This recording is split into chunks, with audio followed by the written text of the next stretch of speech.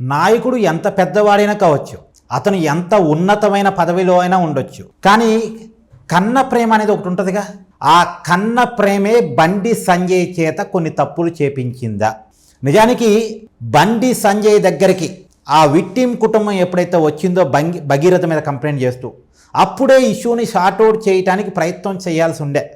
కానీ గుడ్డిగా మొండిగా కొడుకుని వెనకేసుకొచ్చాడు అనేటువంటిది బండి సంజయ్ మీద ఉన్న ఆరోపణ. సరే, అది పక్కన పెట్టండి, అది మనకు తెలియని విషయం. కానీ తెలిసిన విషయం ఏంటి అంటే, బండి భగీరథ మీద కేసు నమోదైంది కదా. కేసు నమోదు కాగానే అది పోక్సో యాక్ట్ అయినప్పుడు బండి భగీరథను ఇమీడియట్గా పోలీసులకు అప్పజెప్పించాల్సిన బాధ్యత బండి సంజయ్ మీద కూడా ఉంది. ఎందుకంటే బండి సంజయ్ అంటే బండి భగీరథ తండ్రి అనే విషయాన్ని ఒకసారి పక్కన పెడితే, కేంద్ర హోంశాఖ సహాయ మంత్రి, చట్టాన్ని అమలు చేయాల్సిన వ్యక్తి. చట్టాన్ని అమలు చేయాల్సి వచ్చినప్పుడు సామాన్యుడైనా తన కొడుకైనా ఒకటే అని బండి సంజయ్ ఇప్పటికి 2 సార్లు చెప్పాడు. మరి అలా అనుకున్నప్పుడు కొడుకుని తీసుకొచ్చి వెంటనే పోలీస్ స్టేషన్లో పెట్టాడు కదా. కేవలం బండి సంజయ్ తన కొడుకుని పోలీస్ స్టేషన్లో అప్పజెప్పకపోవటం వల్ల అనేక విమర్శలు ఎదుర్కొన్నాడు. కొడుకు చేసిన తప్పుని వెనకేసుకొస్తున్నాడు అనేటువంటి ఆరోపణ ఎదుర్కోవాల్సి వచ్చింది. చివరికి బండి సంజయ్ తన మీద వస్తున్నటువంటి ఆరోపణల మీద కోర్టుకు వెళ్లాల్సి వచ్చింది. నా మీద ఈ ఆరోపణ జరుగుతున్నాయి, నన్ను విమర్శిస్తున్నారు పొలిటికల్ కానీ. ఆ విమర్శించాల్సిన పరిస్థితిని బండి సంజయ్ ఎందుకు తెచ్చుకున్నాడు? కొడుకు పోలీసులకి లొంగిపోకపోవటం వల్ల, పోలీసు విచారణకి కొన్నాళ్ళు దూరంగా ఉండటం వల్ల, అజ్ఞాతంలో ఉండటం వల్ల, పోలీసు భాషలో చెప్పాలంటే పరారీలో ఉండటం వల్ల.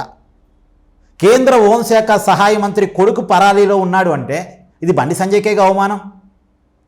చివరికి పోలీసులు నిన్న బండి సంజయ్ ఇంట్లో సోదాలు చేశారు కొడుకు కోసం. ఒక కేంద్ర హోంశాఖ సహాయ మంత్రి ఇంట్లో పోలీసులు సోదాలు నిర్వహించారు అంటే ఇది ఎవరికి అవమానం? పైగా ఇన్ని రోజులు అజ్ఞాతంలో ఉంచారు. ఏమైనా అరెస్ట్ ఆపుకోగలిగారా? ఏమైనా జైలు జీవితాన్ని ఆపుకోగలిగారా? లేదుగా. ఒక 4 రోజులు లేట్ అయిందేమో, జైలుకే పోయాడుగా. ఒక 4 రోజులు లేట్ అయిందేమో, అరెస్ట్ అయితే అయ్యాడుగా. అరెస్టు ఆపుకోలేని కేసులో, జైలుకు పోక తప్పని కేసులో కొడుకుని అంటిపెట్టుకుని ఏం సాధించగలిగారు? సో డే 1 కొడుకుని తీసుకొచ్చి అప్పచెప్పుంటే బండి సంజయ్కి ఎంత విలువ ఉండేది చెప్పండి. తను నమ్మిన ధర్మానికి తను కట్టుబడి ఉన్నాడు అనేటువంటి పేరు వచ్చేదిగా. సో ఆ తప్పు అంటే ఆ తప్పు ఎందుకు చేసి ఉంటాడు? మేబీ కన్న ప్రేమ. ఇప్పుడు కొడుకు చేసిన తప్పును సమర్థించాలని కూడా కాదు, కానీ కన్న ప్రేమ. ఏ కన్న తండ్రి సొంత కొడుకుని జైలుకి పంపిస్తాడు చెప్పండి? పంపిగాడు చెప్పండి? ఆ ప్రేమ అడ్డు చెప్పింది. నేను అనుకోవటం ఆ ప్రేమ వల్ల బండి సంజయ్ తన కొడుకుని అప్పచెప్పలేదేమో. కానీ ఆ కన్న ప్రేమ తన ఉన్నతికి, తన పరువుకి, తన స్థాయికి ఇబ్బందికరంగా మారిందిగా. ఇవాళ అనేక విమర్శలు పాల్గొనడానికి కారణమైందిగా. సో ఏదైనా ఒక ఉన్నతిలో ఉన్న వాళ్ళు ఆలోచించుకోవాలి. సో ఏదైనా ఇక్కడ బండి సంజయ్ చేసినటువంటి ఒక తప్పు. ఇప్పుడు నిన్న చూడండి, బండి సంజయ్ ఏమంటాడు? నా కొడుకు నేనే అడ్వకేట్ ద్వారా అప్పచెప్పాను అంటాడు. కానీ పోలీసులు ఏమంటారు? మేమే అరెస్ట్ చేసామంటున్నారు. ఇప్పుడు పోలీసులు మేమే అరెస్ట్ చేసామన్న పేరు ఎందుకు తెచ్చుకోవాలి చెప్పండి? డే 1 బషీర్బాగ్ పోలీస్ స్టేషన్లో తీసిపోయి కొడుకుని పెట్టుంటే అయిపోయేది.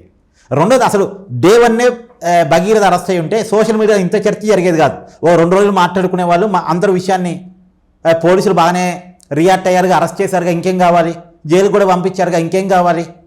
చేసిన తప్పుకి పనిష్మెంట్ అనుభవిస్తూనే ఉన్నాడుగా అనేటువంటి పేరుతో ఆగిపోయేది, చర్చ ఆగిపోయేది. అతను లొంగిపోకపోవటం వల్ల, అరెస్టు కాకపోవటం వల్ల చర్చ జరుగుతూనే ఉంది.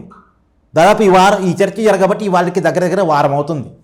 ఈ వారం చర్చ వల్ల చర్చ జరిగిన ప్రతిసారి బండి సంజయ్ కుమారుడు ఒక అక్యూజ్డ్ పర్సన్స్గా కనపడుతూ సమాజం ముందు ఉండాల్సిన పరిస్థితి.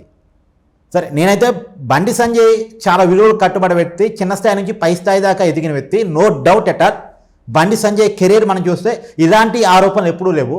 కానీ కొడుకు మీద ఆరోపణలు వచ్చినప్పుడు స్పందించిన తీరు వల్ల కొద్దిగా విమర్శలు పాలయ్యాడు. దానికి కారణం కన్న ప్రేమ వివాదాలకు కారణమైంది, విమర్శలకు కారణమైంది. ఇంకా దీని మీద మీ అభిప్రాయాన్ని కూడా కామెంట్ చేయండి. Thank you.